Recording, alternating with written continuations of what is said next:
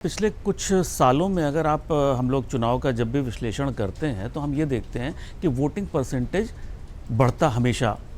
तो वो voting percentage बढ़ना अब एक बहुत बड़ा खबर शायद नहीं रह गई। वो हर बार वोटिंग परसेंटेज बढ़े हुए हमें मिलते हैं और उसका हम विश्लेषण करते हैं, अलग अलग विश्लेषण करते हैं।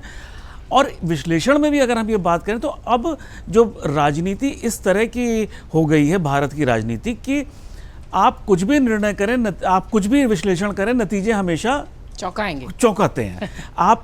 अगर आप पंजाब को देखें, वोटिंग परसेंटेज ज़्यादा हो या कम हो, वहाँ पे सरकारें बदलती हैं। मध्य प्रदेश है, वोटिंग परसेंटेज ज़्यादा हो या कम हो, वहाँ पे पिछले 20 साल से बीजेपी की सरकार चल रही है। तो ऐसी एक जो परिपाटी हुआ करती थी कि वो वोटिंग परसेंटेज ज़्यादा हो गई, अब सरकार हटने वाली है, या कम हो गई तो बनने वाली, अब ऐसा रह नहीं गया। उसका जो मुझे सबसे बड़ा कारण क्या लगता है कि पिछले कुछ सालों में सभी राजनीतिक दलों ने महिलाओं को विशेष रूप से टारगेट करने की कोशिश करी है, उनको मुख्य धारा में लाने की कोशिश करी है तरह तरह से, चाहे वो गैस सिलेंडर हो, चाहे वो डायरेक्ट कैश स्कीम, दुनिया भर की चीज़ें की हैं, जिससे जो वर्ग पहले चुनाव को लेके बहुत ज़्यादा जागरूक नहीं होता था, उदासीन होता था, वो अब बहुत ज़्यादा जागरूक हो गया है।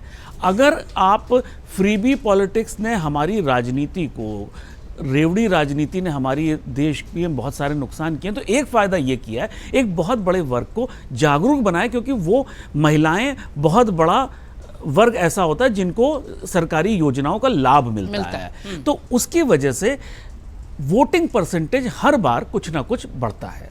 अगर आप असम की बात करें तो वोटिंग परसेंटेज जो मैं आंकड़े देख रहा था, उसमें मुझे ये समझ में आया कि मुस्लिम बहुल इलाकों में वोटिंग परसेंटेज वहाँ और ज़्यादा बढ़ा है। तो इसका कारण ये भी हो सकता है कि जो मुस्लिम वोट जो कहीं उदासीन था वो भी गया है वोट डालने की, क्योंकि बहुत ज़्यादा चुनाव पोलराइज हो गया था, बहुत ज़्यादा हिंदू मुसलमान हो गया था। तो हिंदू भी जागरूक हुआ, मुसलमान भी जागरूक हुआ, तो जो थोड़ा सा जो लोग नहीं जा रहे थे वो भी जाना शुरू हुए। तो और कांग्रेस की अगर मैं असम की बात कर रहा हूँ, अगर आप ये विश्लेषण करें कि या आप ये सोच रहे हैं कि इसमें कहीं ऐसा ना हो कि कुछ चीज़ पलट जाएगी, तो देखिए कांग्रेस जो चुनाव लड़ती है पिछले काफ़ी सालों से, वो रस्म अदायगी के लिए चुनाव लड़ती है कि अब चुनाव हो रहे हैं, हम राजनीतिक दल हैं तो हम चुनाव लड़ लेते हैं, अदरवाइज हाँ वो एक तरह से इनकम, हाँ, वो एक तरह से रस्म अदायगी के लिए चुनाव लड़ते हैं। इस बार भी वही हुआ। मुझे तो असम में ऐसा कुछ दिखाई, असम में कांग्रेस है कहाँ, सारी कांग्रेस तो बीजेपी में है वही।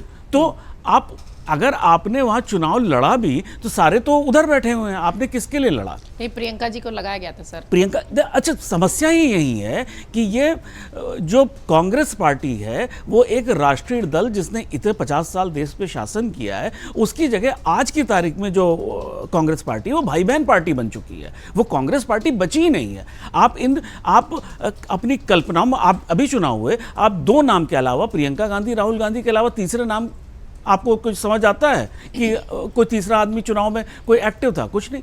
तो ये जो भाई बहन की पार्टी बन गई है, ये सबसे बड़ी बीजेपी के लिए एक बहुत बड़ी एक तरह से गिफ्ट मिल गई है उनको कि भाई इन दो ही लोग हैं, बस इन्हीं को संभालना है, और इनको संभालने के लिए बीजेपी के लोग पूरे 5 साल लगे रहते हैं। अगर आप ये वीडियो YouTube पर देख रहे हैं तो हमारे चैनल को सब्सक्राइब कर बेल आइकन दबाएं, और Facebook पर देख रहे हैं तो हमारे पेज को लाइक करें।